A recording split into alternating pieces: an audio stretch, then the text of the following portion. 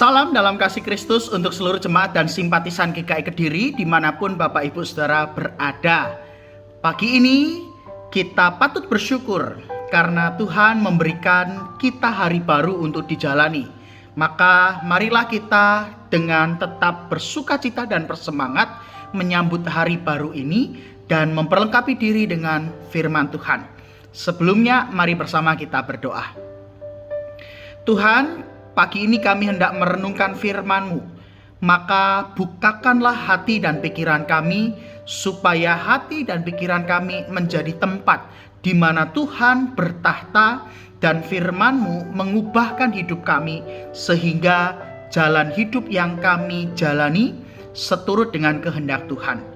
Bersabdalah, sebab kami anak-anak-Mu siap untuk mendengarkannya. Di dalam nama Tuhan Yesus kami berdoa. Amin.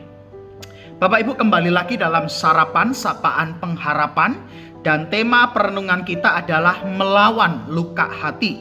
Diambil dari Mazmur pasal 31 ayat 10 sampai yang ke-11. Kasihanilah aku ya Tuhan, sebab aku merasa sesak, karena sakit hati mengidaplah mataku, meranalah jiwa dan tubuhku. Sebab hidupku habis dalam duka dan tahun-tahun umurku dalam keluh kesah. Kekuatanku merosot karena sengsaraku, dan tulang-tulangku menjadi lemah. Terpujilah nama Tuhan.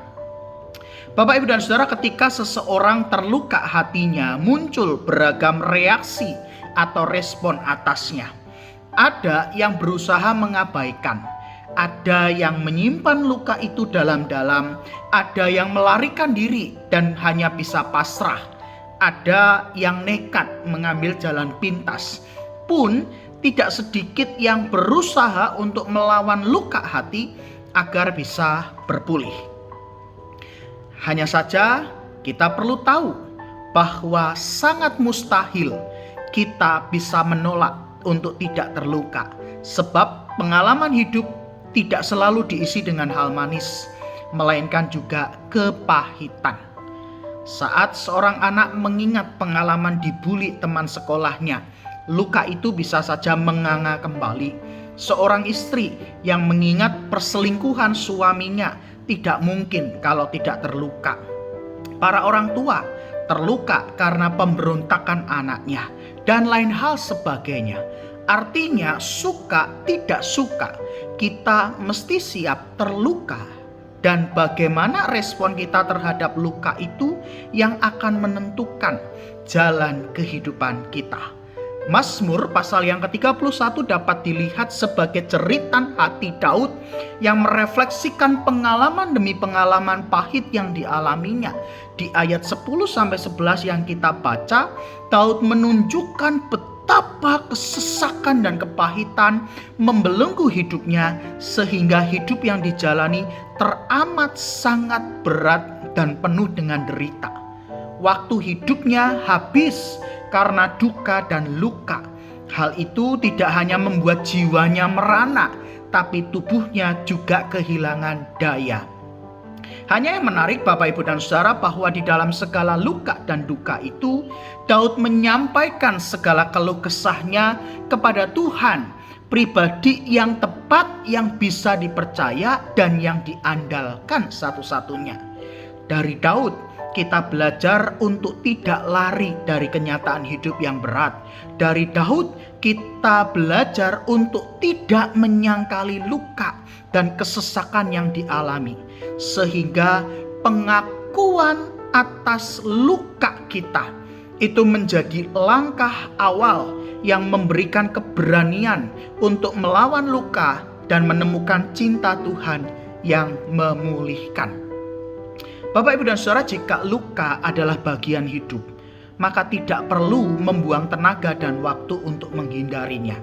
Saat hati kita terluka, yang perlu dilakukan ialah mengakui luka itu dengan jujur pada diri sendiri, orang lain maupun Tuhan.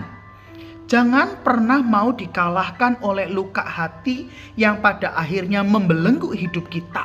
Melainkan lawanlah luka hati dengan memohon kekuatan dari Tuhan agar kita mampu bebas dan melepas pengampunan. menemukan cinta Tuhan yang memulihkan hati yang terluka, sehingga pada akhirnya hati kita dipenuhi damai untuk melanjutkan kehidupan. Lawanlah luka dan temukanlah cinta Tuhan agar hidup kita tetap dapat dilanjutkan dalam anugerah dan cinta Tuhan. Amin. Mari Bapak Ibu bersama kita berdoa. Tuhan, pengalaman demi pengalaman hidup kami menunjukkan fakta bahwa kami tidak bisa menghindari luka. Maka ya Tuhan, ketika hari ini hati kami terluka oleh karena apa yang dilakukan orang lain kepada kami, mampukanlah kami untuk dapat bebas dan melepas pengampunan pada orang lain, sehingga hati kami dipenuhi dengan damai, kami dapat melanjutkan kehidupan kami dalam anugerah dan cinta kasih Tuhan. Pagi ini dalam doa kami juga menyerahkan untuk seluruh pekerjaan yang kami lakukan, maupun juga usaha yang Tuhan percayakan untuk kami kelola. Tuhan, kami sungguh meyakini bahwa melalui pekerjaan dan usaha kami, Tuhan memberkati, memelihara dan mencukupkan kehidupan kami bersama dengan seluruh keluarga. Maka berikanlah kami kesehatan, berikanlah kami kekuatan, berikanlah kami semangat dan sukacita untuk menjalani pekerjaan kami, untuk mengelola usaha kami, sehingga di sanalah kami boleh terus mensyukuri kehidupan yang kami jalani, oleh karena Tuhan teramat baik bagi hidup setiap kami. Kami siap untuk memulai hari ini, maka kiranya berkat Tuhan yang akan terus mengiring langkah kehidupan setiap kami. Terpujilah nama Tuhan, demi Kristus Yesus Tuhan kami berdoa dan memohon. Amin. Bapak Ibu, selamat pagi, selamat beraktivitas, tetap semangat dan tetap sukacita untuk menjalani hidup. Tuhan memberkati Bapak Ibu semua.